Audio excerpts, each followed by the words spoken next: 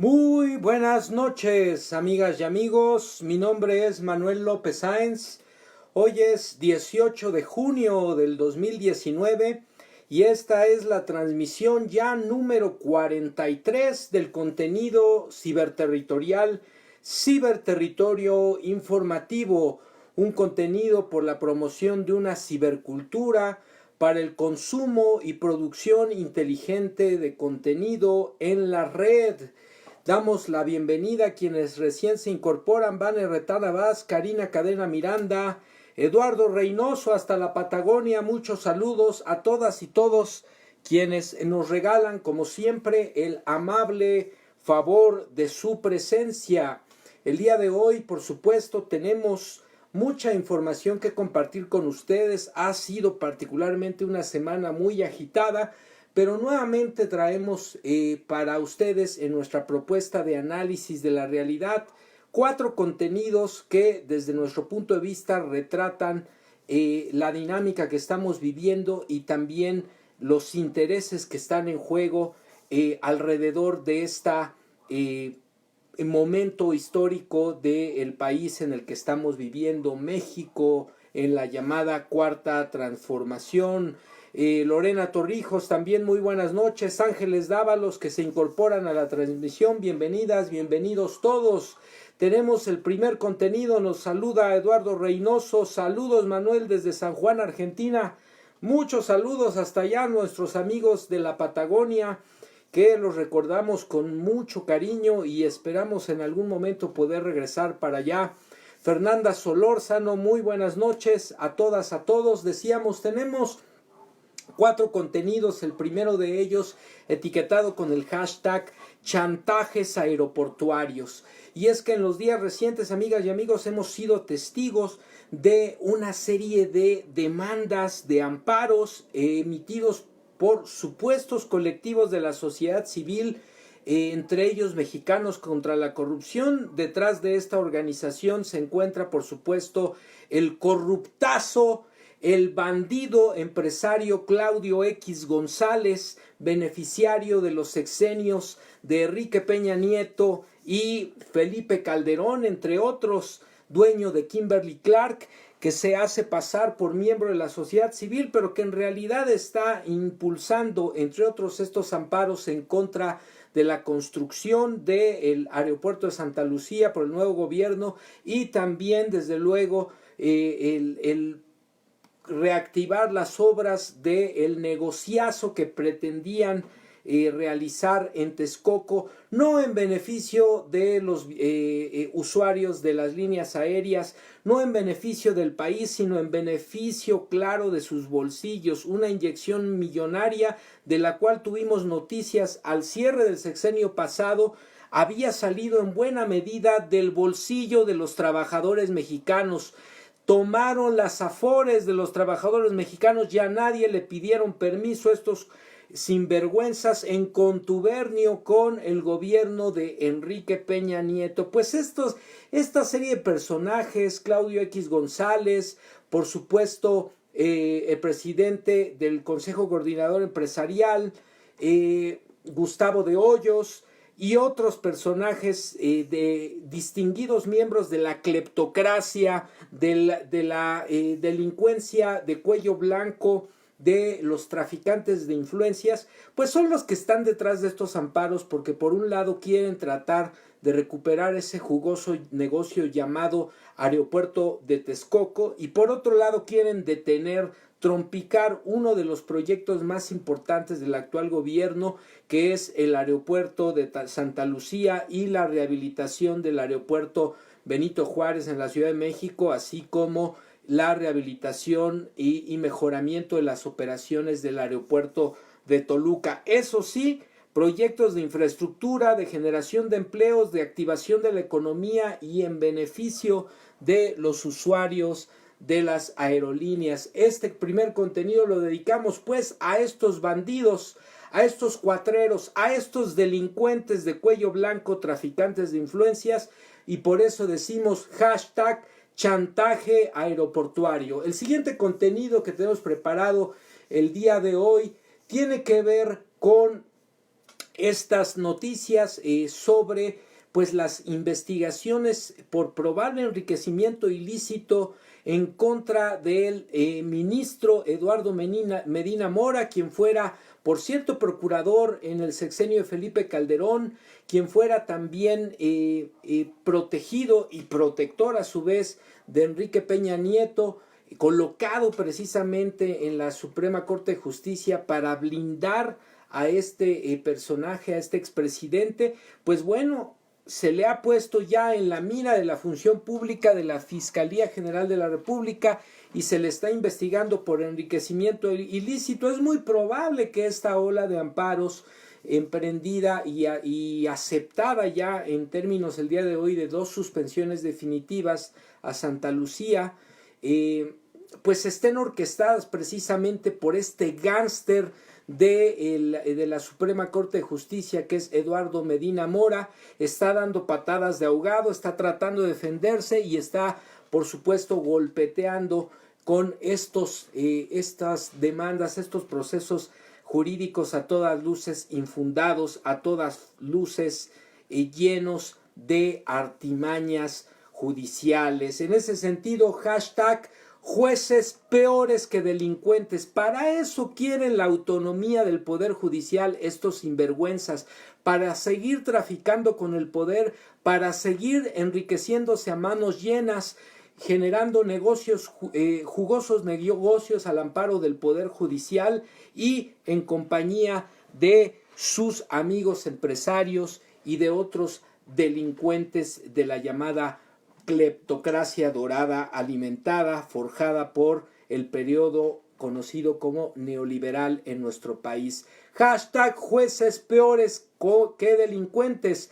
Se busca, agarren lo que es ratero, Eduardo Medina Mora. El tercer contenido que tenemos para ustedes está etiquetado con el hashtag todos los caminos llevan a Peña. Y es que el día de hoy se dio a conocer precisamente que en el marco de las investigaciones contra Emilio Lozoya, exdirector de Pemex, quien está acusado de fraude a la nación y de enriquecimiento ilícito, entre otras cosas por la compra de la empresa de la industria Fertinal, esta industria que compró Pemex auténticamente en ruinas y que constituyó un claro fraude a la nación, una compra de esta fábrica, de esta industria con dinero público y que después evidentemente fue entregada a particulares. Pues ahí tenemos que estas pesquisas, estas investigaciones ya llevadas a cabo por el gobierno de la República han dado como ramificación de las investigaciones a otros pájaros de cuenta, no solo Emilio Lozoya, a quien ya se le libró orden de aprehensión, a quien ya se le está buscando y cínicamente su abogado Coelho dice que no lo van a agarrar porque no lo van a poder encontrar. Es decir, el problema no es que sea inocente o no, por supuesto que es culpable de lo que se le acusa, el asunto es que está bien escondido el bandido. Pero por otro lado, las pesquisas han llevado a pájaros de cuenta como el propio Luis Videgaray y en este caso el propio Enrique Peña Nieto. Por eso decimos hashtag todos los caminos llevan a Peña. Y agárrense porque pronto y están investigaciones en curso también en contra de otro pillo, Felipe Calderón, Felipillo y desde luego el lunático de Vicente Fox. Pues bueno, y finalmente el contenido etiquetado con el hashtag Facebook 4T. El día de hoy se dio a conocer que en videoconferencia hubo una reunión entre el presidente de la República, Andrés Manuel López Obrador, y Mark Zuckerberg, fundador de Facebook y accionista, entre otras empresas, de WhatsApp, a quien se le propuso la posibilidad de implementar un proyecto de Internet para todos, sobre todo a las comunidades más marginadas del país, utilizando la red de fibra óptica de la Comisión Federal de Electricidad. Pues este proyecto es de gran envergadura e importancia en términos económicos, en términos educativos, en términos de acceso a servicios, en términos de cohesión social. Internet para todos es una necesidad y es una manera de democratizar el acceso a la información, el conocimiento, la cultura, la ciencia, movilizar la economía, generar oportunidades de educación, es decir, desarrollo en su conjunto. Internet para todos, Facebook 4T. Y finalmente el contenido que ya ustedes conocen, la agenda, hashtag agenda me canso ganso, donde recorremos las principales actividades del presidente de la República a lo largo de la semana. Pues estos son los contenidos, amigas y amigas. Comenzamos, damos la bienvenida también a José Luis Contreras, Connie Chávez, Neg López, Moni Tusi Jackson, Jocelyn Molina, Ángeles Dávalos nos dice hay que hacer énfasis en la información que se está dando acerca del tema del aeropuerto. Hay muchos datos tergiversados que están para golpetear el gobierno y de paso malinformar a la gente. Efectivamente, como lo comentamos, es importante identificar quién está detrás de este sabotaje y también lo comentábamos. Gracias, Ángeles Dávalos. Bienvenida, Aranza RZ. Comenzamos. La primera nota la retomamos del portal de noticias digital Revolución 3.0. Perdón, esta nota está recuperada el día 15 de junio del 2019. Está firmada por la periodista Carolina Cruz y se titula Las pistas de las obras del Naim, del Aeropuerto Internacional de la Ciudad de México, de Enrique Peña Nieto, sus afectaciones y sobrecostos versus los beneficios de Santa Lucía, el proyecto de Andrés Manuel López Obrador y la Cuarta Transformación. Tras la consulta realizada por AMLO, el aeropuerto de Santa Lucía obtuvo un 69% de preferencias, es decir, más de 1 millón de votos de ciudadanos que optaron por cancelar el aeropuerto en Texcoco y dar pie a la construcción de 2 pistas, la rehabilitación en Santa Lucía, la rehabilitación del aeropuerto Benito Juárez y la ampliación del aeropuerto de Toluca para ponerlo a operar en toda su capacidad. Pues bueno, punto número 1, a pesar de que en octubre la ciudadanía decidió en una consulta sobre la cancelación del nuevo aeropuerto en Texcoco y que la opción de construir 2 pistas en Santa Lucía ganara con un 69%, es decir, más de 1 millón de votos, hay gente que se sigue cuestionando sobre qué proyecto era más viable como si no fuera evidente. Número 2. Fue en 2014 que arrancó la construcción del Naim, impulsado por Enrique Peña Nieto, con un costo inicial previsto de 168,880 millones de pesos. No obstante, 4 años después se previó que la inversión final fuera de 285,000 millones de pesos, es decir, hasta un 68% más de la inversión inicialmente planteada. Por este motivo, el ahora secretario de Relaciones Exteriores, Marcelo Ebrard, declaró que cancelar la obra era dar a las finanzas públicas un respiro, pues mantener la obra había significado un factor de incertidumbre.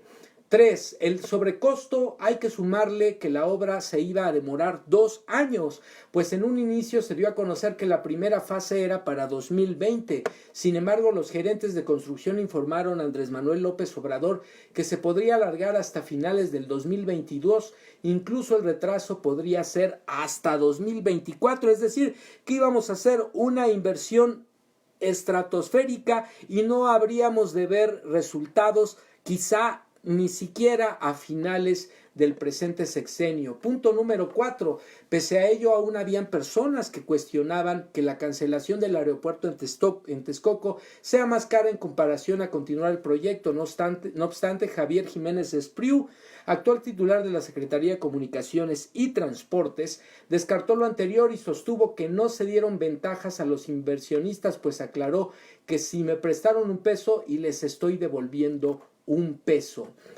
Punto número 5. Con todo y la cancelación del Naim en Texcoco, las obras del nuevo Aeropuerto Internacional de Santa Lucía costarán el 28.7% de lo calculado por el proyecto priista de Enrique Peña Nieto.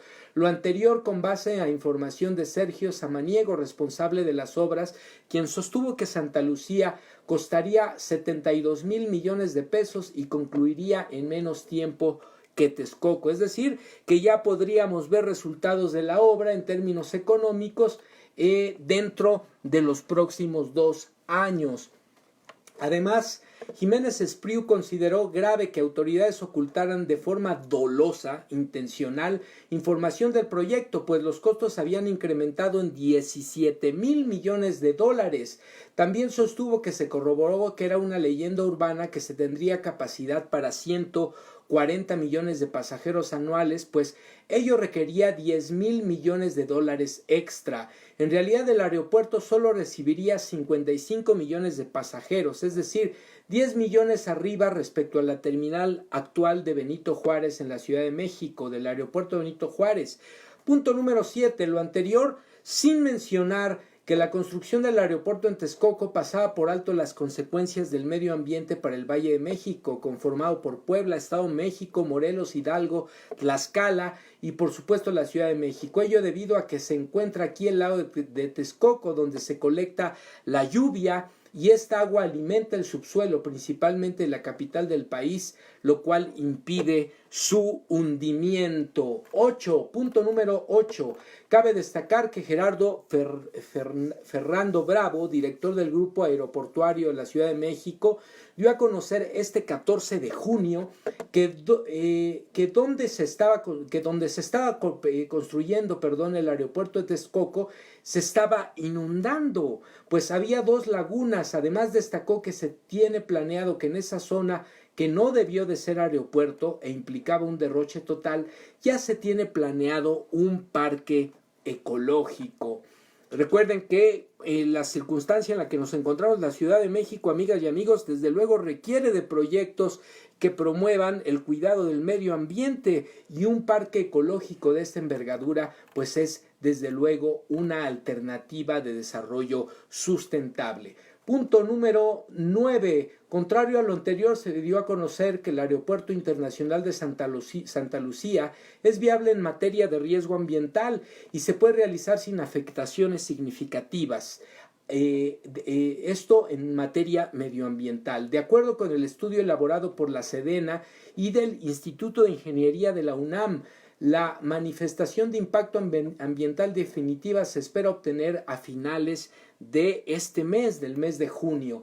Punto número 10 y final. De igual manera, la firma francesa Nablu, una firma francesa especializada en seguridad aeroportuaria, el pasado mes de mayo eliminó todas las dudas y determinó que el aeropuerto de Santa Lucía puede realizar operaciones comerciales en conjunto con el actual Aeropuerto Internacional de la Ciudad de México.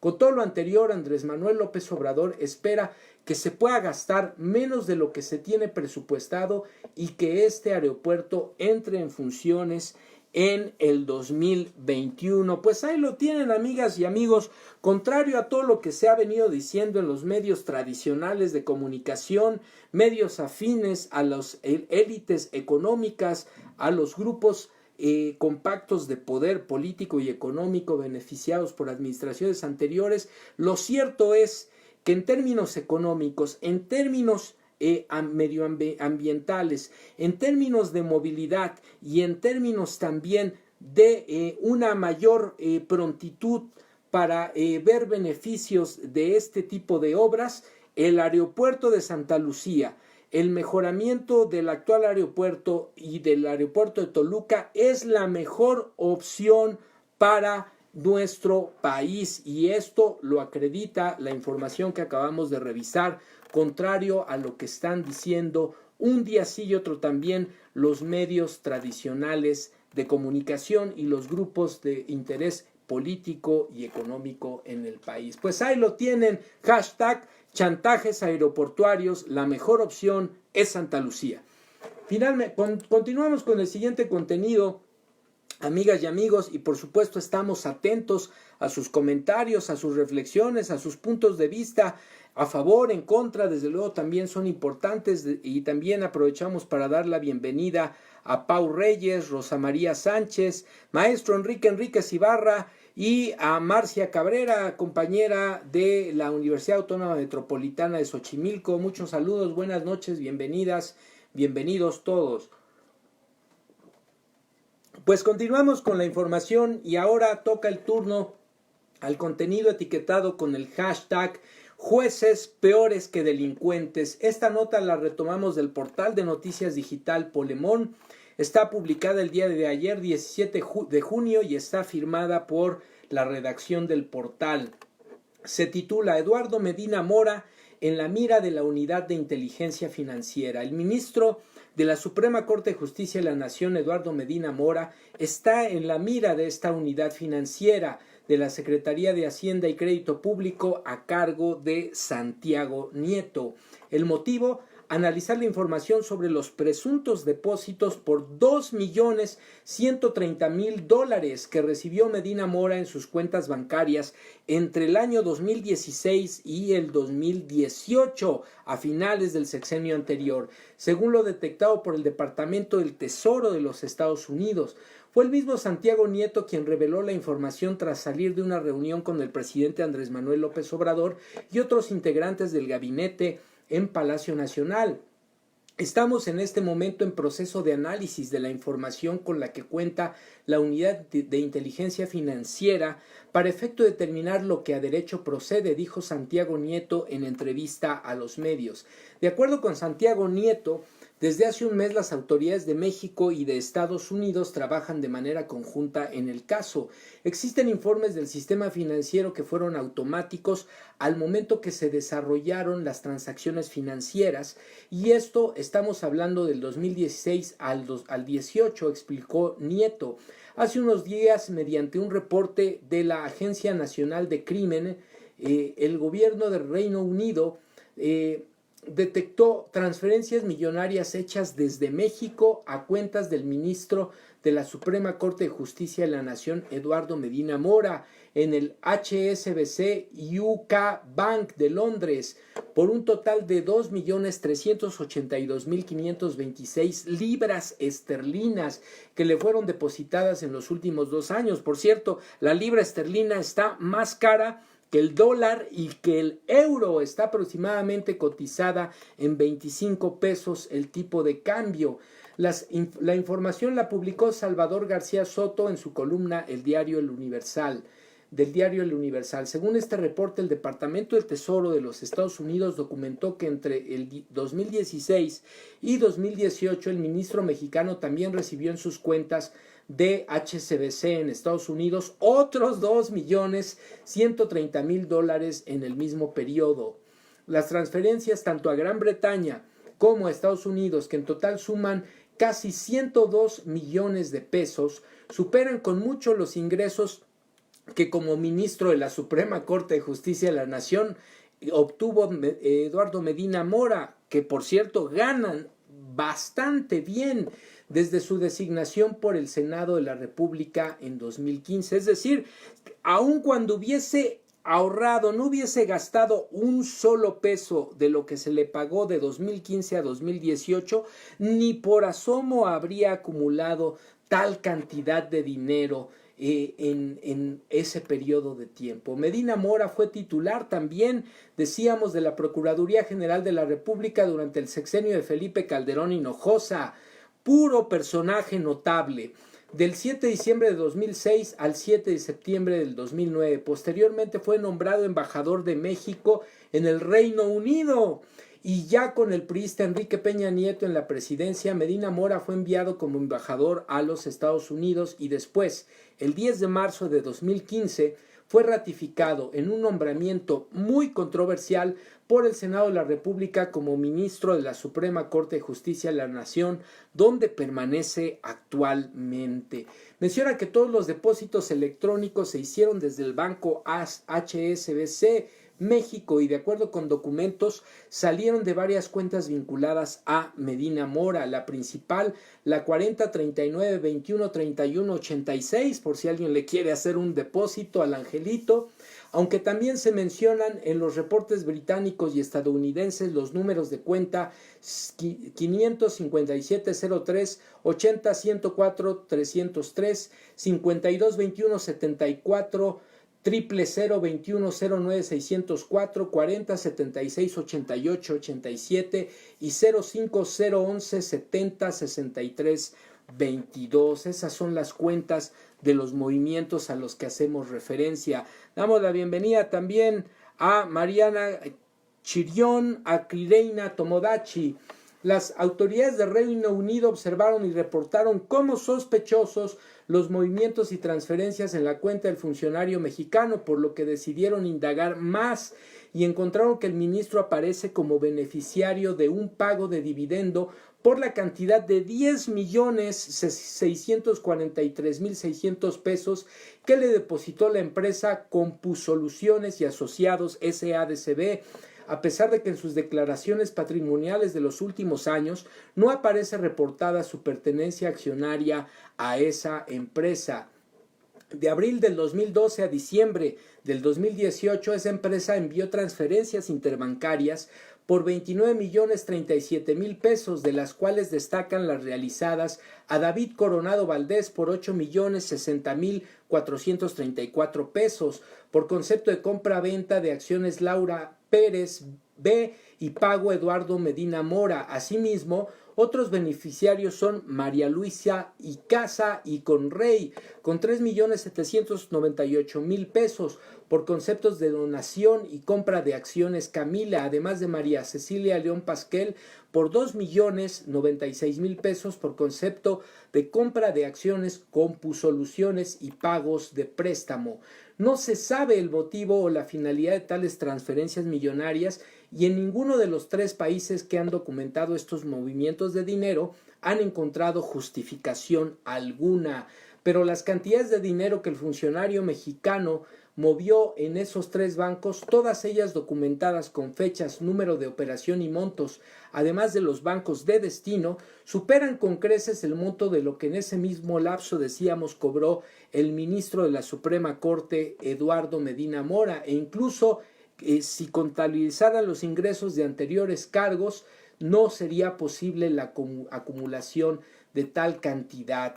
Así, evidentemente, lo que está detrás de esto es un claro conflicto de interés, un claro caso de enriquecimiento ilícito, de tráfico de influencias, nada menos y nada más por parte de un personaje que es juez de la Suprema Corte de Justicia de la Nación, que lo puso ahí Enrique Peña Nieto, que lo mantuvo como embajador en Reino Unido, en los Estados Unidos, que fue el procurador de la República puesto por Felipe Calderón Hinojosa y que claramente fue colocado ahí para cuidarle la espalda a los expresidentes. Pues hoy se le está investigando, es probable que se le lleve un proceso, es probable que se le lleve a juicio y sea encarcelado, y es muy probable que la lluvia de amparos, entre comillas, de la sociedad civil, aunque ya dijimos o nombramos a 2 personajes, Claudio X González, Gustavo de Hoyos, esa lluvia de amparos en contra del aeropuerto de Santa Lucía está aceptada, está promovida precisamente por este personaje corrupto, por este gángster de la justicia o de la injusticia en el país, que está tratando de golpear al nuevo gobierno precisamente por la investigación que se le está haciendo por corrupto, por traidor a la patria y por ser un protector de sinvergüenzas, de delincuentes de cuello blanco, como el expresidente Enrique Peña Nieto y también el expresidente Felipe Calderón Hinojosa. Pues ahí lo tienen, amigas y amigos. Con esto cerramos el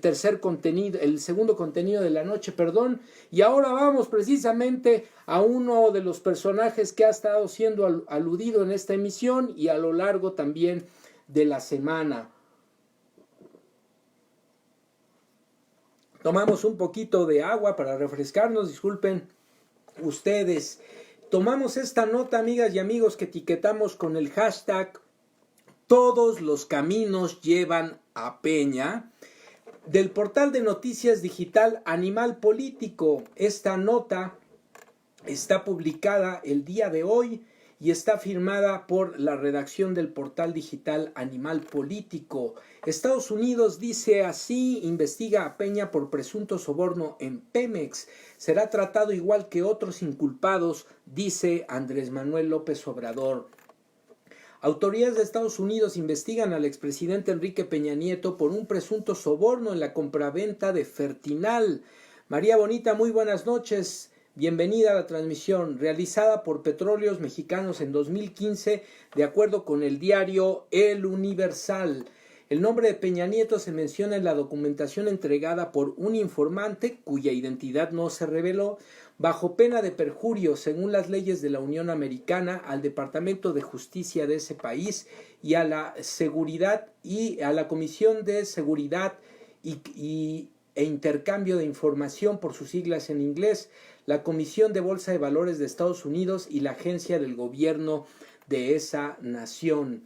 De acuerdo con la documentación, Peña Nieto recibió sobornos para que el exdirector de Pemex, Emilio Lozoya, pagara $635 millones por Fertinal, cuando esta empresa era efectivamente insolvente, con cientos de millones de dólares de deuda, y que dañó el patrimonio de la petrolera y al erario público. Las consultoras PricewaterhouseCoopers y Brinder Digger Oat, así como la Auditoría Superior de la Federación, habían advertido que Fertinal se encontraba en quiebra, pues tenía una deuda bancaria de $264 millones y que solo disponía de $12,000 en efectivo en sus cajas. Pues bueno, este negocio a todas luces, un negocio chatarra a expensas, a sacrificio del erario público y del presupuesto de la paraestatal Pemex. El pago excesivo fue posible gracias a la aprobación de la transacción mediante el soborno a Enrique Peña Nieto, que el accionista mayoritario de Fertinal, el empresario italiano Fabio Massimo Covarrubias Pfeiffer, pagó utilizando el fideicomiso 470 que se creó para formalizar la operación de compraventa. Bien, ese fue el mecanismo a través del cual se pagó el soborno, argumentó el informante en declaración en esta instancia en los Estados Unidos. Al cotizar en la Bolsa de Valores de Estados Unidos, Pemex se sujeta a las leyes de la Unión Americana.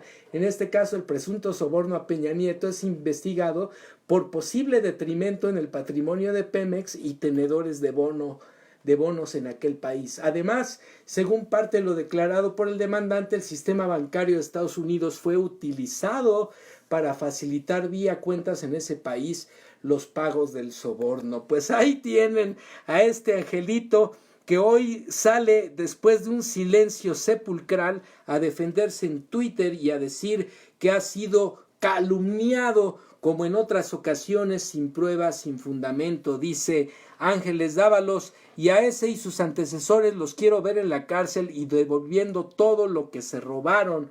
Pues sí, y también habría que decir, ahí están los verdaderos culpables de la tragedia cuyas consecuencias todavía estamos pagando. Apenas estamos viendo los primeros meses del nuevo gobierno y ya muchos se llaman a la indignación cuando toda esta descomposición de nuestro país, de la administración pública, de la economía y de los servicios, pues ocurrió en los últimos 36 años y hoy todavía estamos padeciendo las consecuencias. Bienvenida Hannibal, bienvenida María Bonita, que nos comenta: pero a ese animal cualquiera mangoneaba, no sería novedad, ratero igual que los demás. Pues ahí lo tienen, amigas y amigos. Continuamos y cerramos esta nota. Habrá trato igual a los involucrados, dijo hoy el presidente Andrés Manuel López Obrador.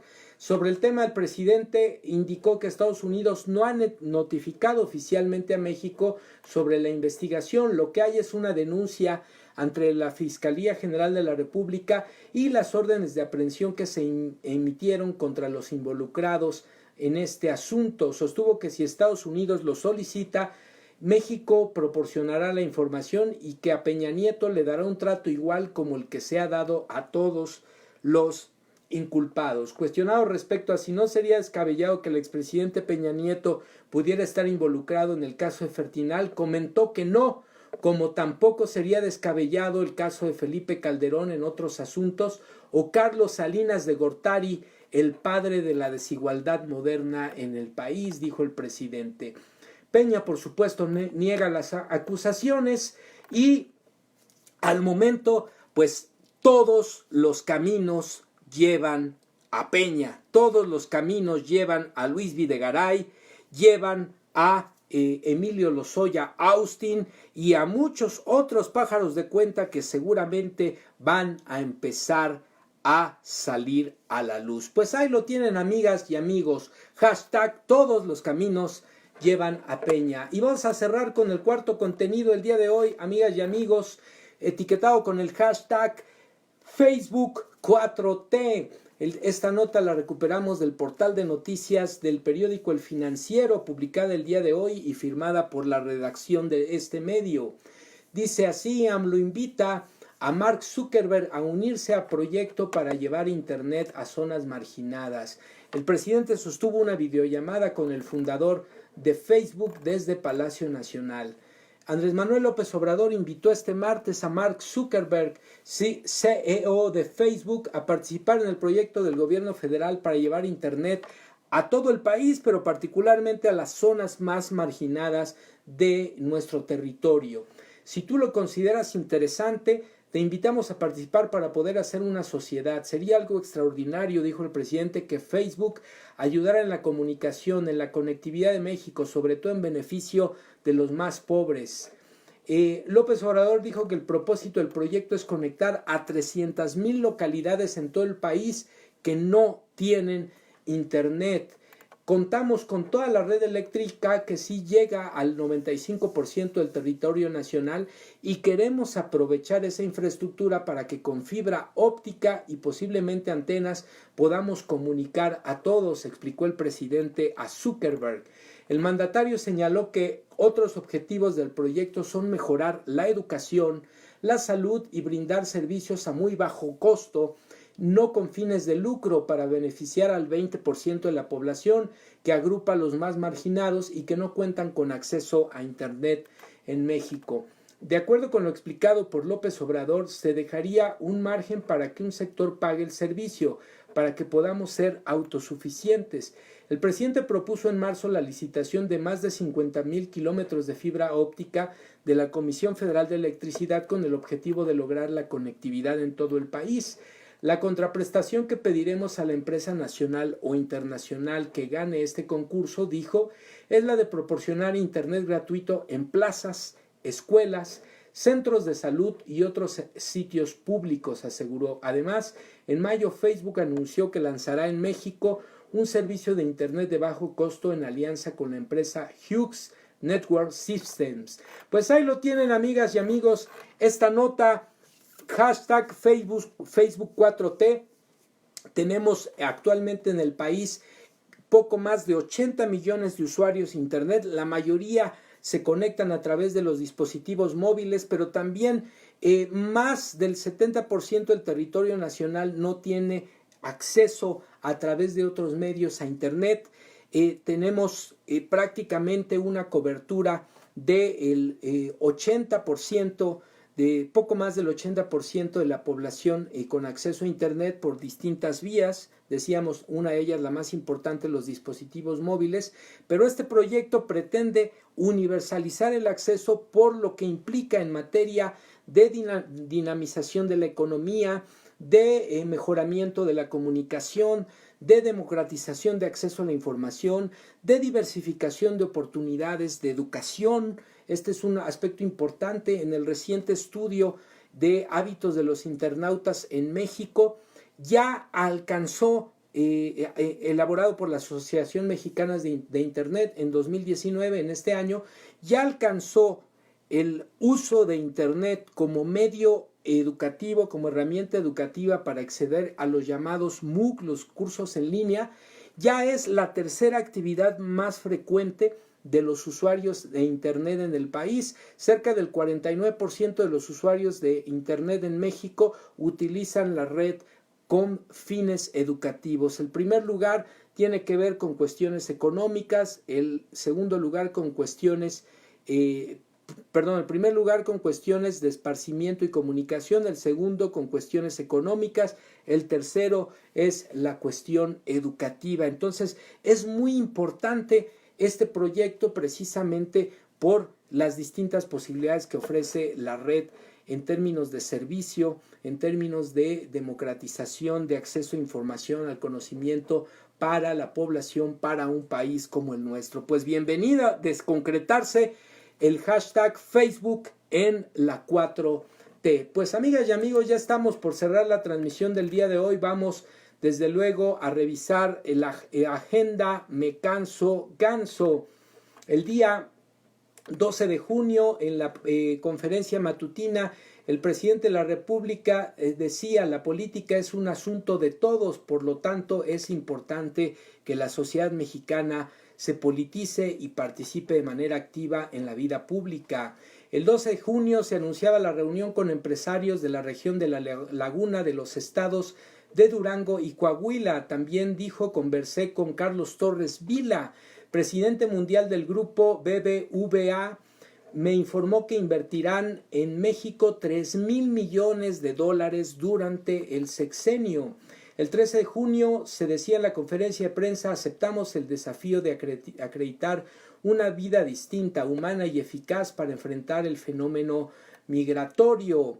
El 14 de junio se celebró el compromiso del Consejo Mexicano de Negocios de invertir este año 32,000 millones de dólares y la decisión de otros empresarios de destinar cuando menos la misma cantidad en sector agropecuario, industrial y de servicios.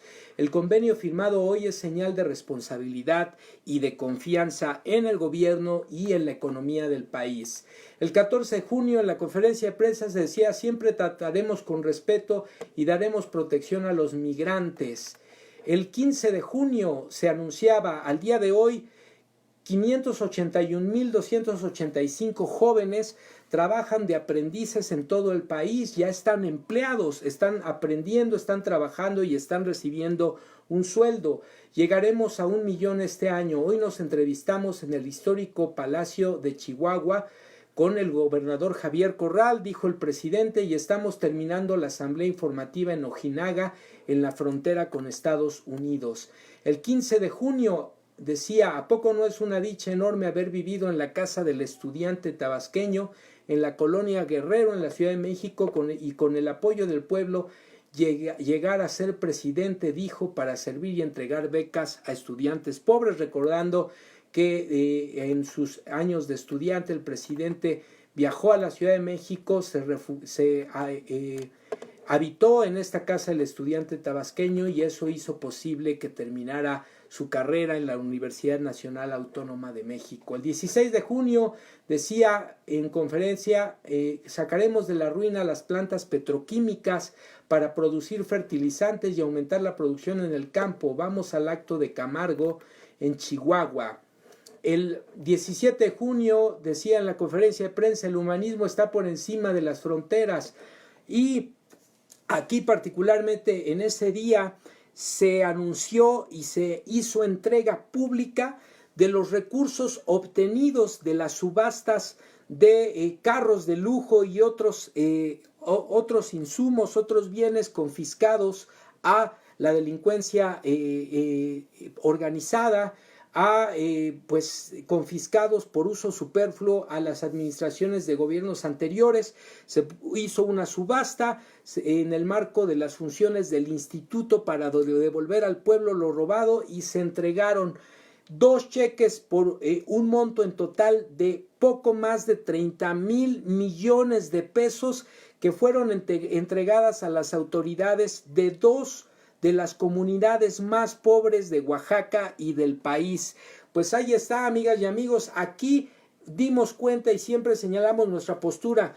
No nos interesa que estén en la cárcel muchos de los sinvergüenzas que han dañado al país. Lo que nos interesa fundamentalmente, independientemente que se les llame a cuenta y se les encarcele si es el caso, lo que nos interesa fundamentalmente es que devuelvan lo que se robaron, y que eso que se robaron se le devuelva al pueblo, se le destine a las necesidades del pueblo, que es quien finalmente fue el agraviado fundamental. Entonces, el Instituto para devolver al pueblo lo robado está dando ya su primer entrega de recursos a estas 2 comunidades más pobres del país, en Oaxaca, por un monto total de poco más de 30,000 millones de pesos. Pues ahí está, para quienes dicen qué se está haciendo y en beneficio de quienes, ahí lo tienen. Primero los pobres, por el bien de todos, dijo el presidente desde la campaña. El 17 de junio anunció la reunión con obispos del Consejo de la Conferencia del Episcopado Mexicano.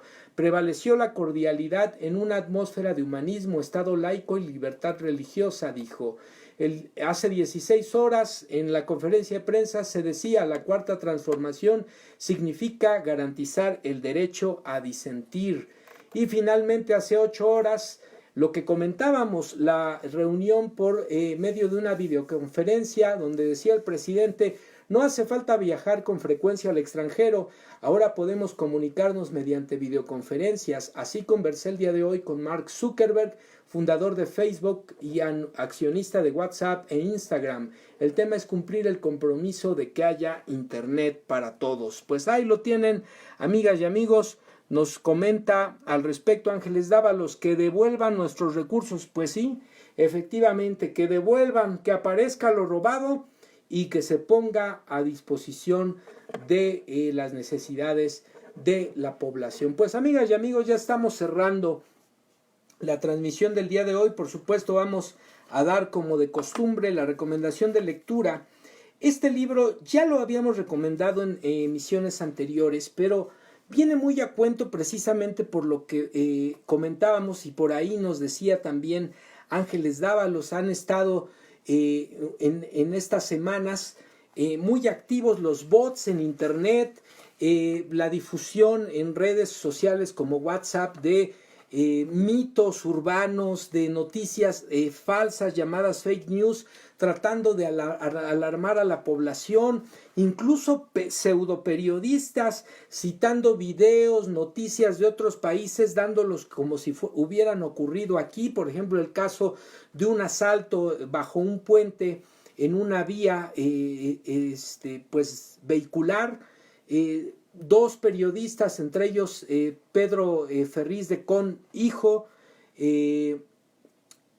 Fernanda Familiar, decían que ese asalto había ocurrido en la Ciudad de México y es un video filmado en Perú, en Lima. Entonces, ha habido toda una serie de noticias falsas utilizando las redes sociales. Por supuesto, los bots. Hay un artículo en Sin embargo, que ya no comentamos el día de hoy, firmado por Ivonne Ojeda, que documenta la gran red de bots que está apoyando todos los tweets que impulsa Felipe Calderón en Twitter, precisamente para replicar masivamente noticias en contra del actual gobierno. Es decir, son cuentas falsas, son cuentas pagadas. Y por otro lado, también los medios de comunicación, radio, prensa, televisión tradicionales han estado un día sí y otro también calumniando, generando incertidumbre, encono en la sociedad, lo cual es a todas luces una irresponsabilidad y un claro incumplimiento de su función social, que es informar de manera fidedigna a la población. Entonces, a cuento de ello, volvemos a recomendar este libro, que viene muy bien su lectura. Es un libro pequeño pero muy sustancioso, titulado El control del pensamiento, de Noam Chomsky.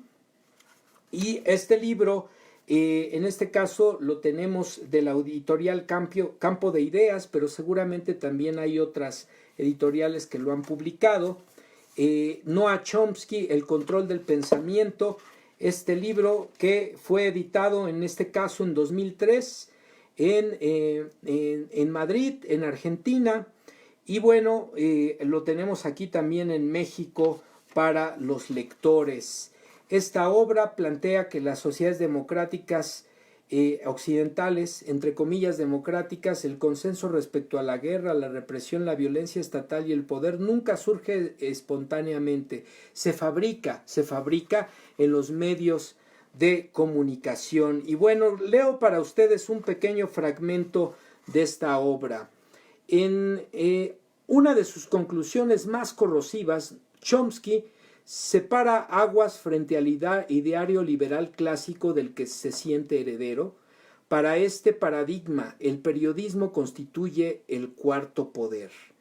En el capitalismo real esto jamás se produce. Los periódicos, la televisión y la radio están al servicio de los empresarios y contribuyen directamente a la dominación y al control del pensamiento de la población.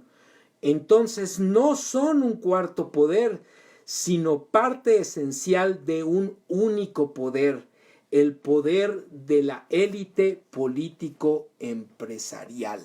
Pues ahí lo tienen, amigas y amigos, este libro altamente recomendable para hacer una lectura crítica de la realidad en este México y en este momento histórico en el que nos encontramos. Pues bueno, con ello ya estamos cerrando, amigas y amigos, la transmisión del día de hoy, no sin antes, por supuesto, agradecer y mandar saludos a quienes nos regalaron, como siempre, el amable favor de su presencia. María Bonita, le prometo que el lunes me siento con ella a verla, le va a gustar, yo lo sé. Se refieren, creo, a Ciberterritorio Socioemocional, respondiendo a Ángeles Dávalos. Dice Ángeles Dávalos a María Bonita, qué hermosa tu mamita, dice, dile que le mando un abrazo y que también la invito a ver mi programa. María Bonita dice mi mamá que está bueno el canal, que ella no tiene Facebook, que a ver cuándo sale en la tele. Bueno, pues invita a tu mamá a ver la reproducción en Facebook a través de tu cuenta o también a través del canal de YouTube que tenemos, hashtag Ciberterritorio Informativo Manuel López Sáenz, donde subimos todos estos videos. Muchas gracias y saludos a la mamá de María Bonita. Bien, Ciberterritorio Emocional, Ángeles Dávalos, que devuelvan los recursos nuestros, decían. Bueno, pues muchos saludos. María Bonita, pero ese animal cualquiera mangonea, no sería novedad, ratero igual que todos los demás. El caso de Peña Nieto, saludos. A nivel, muchos saludos. ¿Ven por qué no me gusta el corazón de Peña que manda Ángeles en su programa? Bueno, Ángeles Dávalos, y ese y sus antecesores, se refiere a Peña Nieto, los quiero ver en la cárcel y devolviendo todo lo que se robaron, sobre todo eso último. María Bonita, saludos, gracias por acompañarnos. Kireina Tomodachi, saludos también. María Clorine, saludos. Marcia Cabrera, decíamos saludos. Enrique Ibarra, muchos saludos. Rosa María Sánchez, saludos. Pau Reyes, que también nos acompañaron. Aranza RZ, saludos. Jocelyn Molina, saludos. Moni Tusi Jackson, Nec López, saludos. Connie Chávez, el maestro José Luis Contreras, muchos saludos. Ángeles Dávalos nos decía listos para escuchar y compartir información. Gracias. Fernanda Solórzano, saludos. Eduardo Reynoso, decíamos saludos hasta los amigos de San Juan, Argentina, todo el cono sur, muchos saludos. Ángeles Dávalos, saludos. Lorena Torrijos, muchos saludos. A Juan Reynoso, a Eduardo Reynoso, perdón, ya le estamos cambiando el nombre, saludos. Karina Cadena Miranda, también muchos saludos. Y Vane Retánavas, pues les agradezco, amigas y amigos, como siempre, muy buenas noches a todos. Les invitamos, por supuesto, a suscribirse a nuestro canal en YouTube, Manuel López Sáenz, Ciberterritorio Informativo. Denle me gusta a los videos, compártanlos para que poco a poco lleguemos a más y más personas. El próximo lunes, como de costumbre, a las 9 de la noche, no se pierdan Ciberterritorio Socioemocional con Ángeles Dávalos. Nosotros nos volvemos a ver el próximo martes a las 10 de la noche. Mi nombre es Manuel López Sáenz. Hoy es 18 de junio del 2019 y esto fue Ciberterritorio Informativo en su edición número 43 por una cibercultura para la promoción del consumo y producción inteligente de contenido en la red. Muy buenas noches, gracias por su presencia y hasta la próxima.